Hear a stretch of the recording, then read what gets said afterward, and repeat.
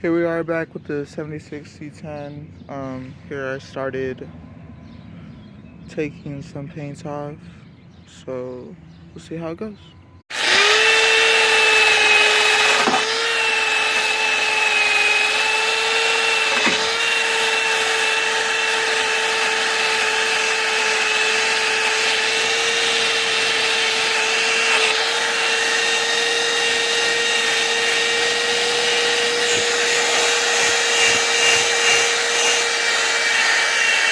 Now the undercoating, and I need some more cans, but I got one side. It's a little dirty here, as you can see, but here it looks pretty good. Yeah, see, I got both sides.